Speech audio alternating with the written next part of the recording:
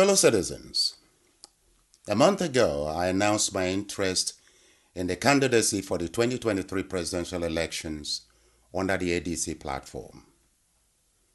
I am overwhelmed by messages of support and prayers from well-wishers across the world and deeply grateful. Thank you.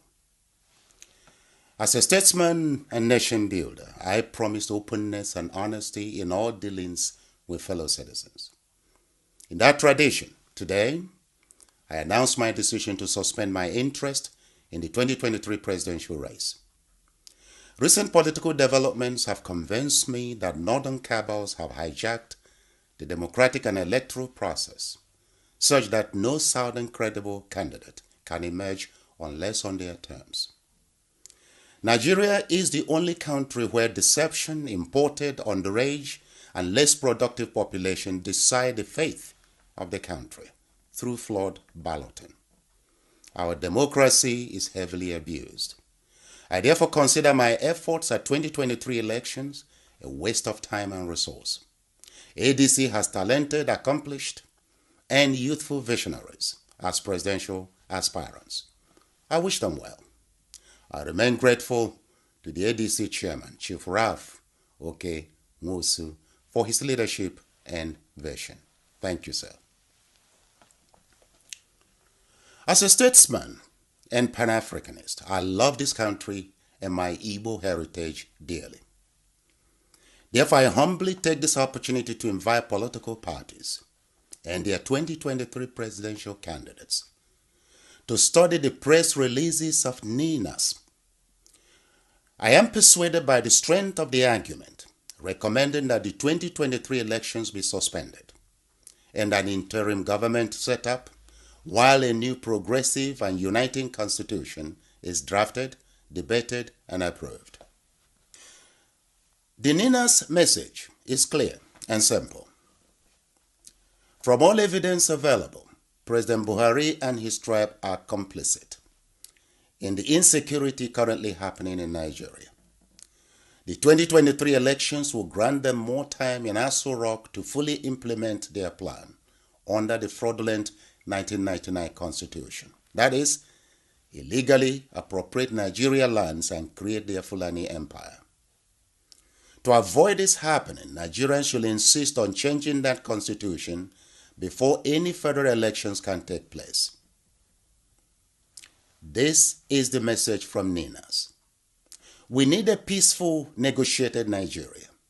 In its current state, Nigeria is not working for capable and productive indigents and regions. To ignore the contents and warnings without thorough reflection may expose this nation and the indigents to hell on earth. Paraphrasing Albert Einstein's popular quote, Nigeria will not be destroyed by those plotting evil, but by those who watch them without doing anything. Bishop Desmond Tutu of South Africa once said, I quote, if you are neutral in a situation of injustice, it is because you have chosen the camp of the oppressor. Unquote. 2023 will be a make or break year for Nigeria. Southern and Middle Belt politicians and citizens must stand together to avert a looming catastrophe. All over the world, ancestral homelands are life treasures, bequeathed to and held in trust for future generations.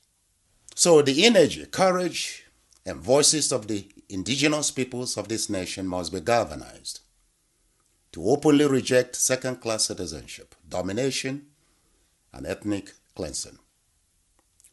Fellow citizens, Sri Lanka has just gone bankrupt and defaults on $51 billion external debt.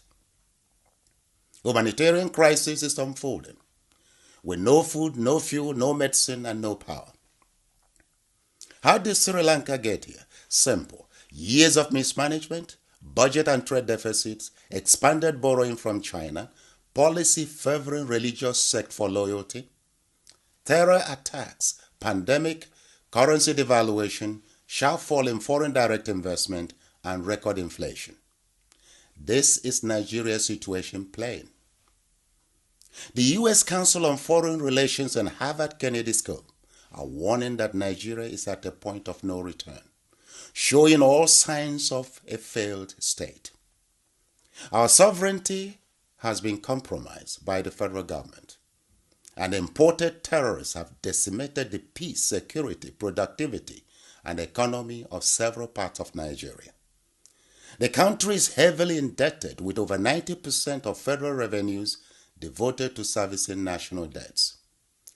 While progressive nations implement immigration policies designed to attract and retain scientists, doctors, engineers, and entrepreneurs, Nigeria opened its borders to jihadists, cultures, and values responsible for the terrorism, ethnic cleansing, religious fanaticism, poverty, and over 20 years of instability haunting most countries of the Sahel region.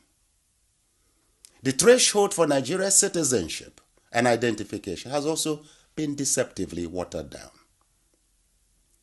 Now, while nations craft a unifying and progressive constitution, Nigeria operates and imposes an iniquitous document which creates the most powerful but clueless president in the world, renders indigents stateless, disarms indigents at the mercy of imported and heavily armed aliens, and stifles state and national competitiveness through exclusive lists.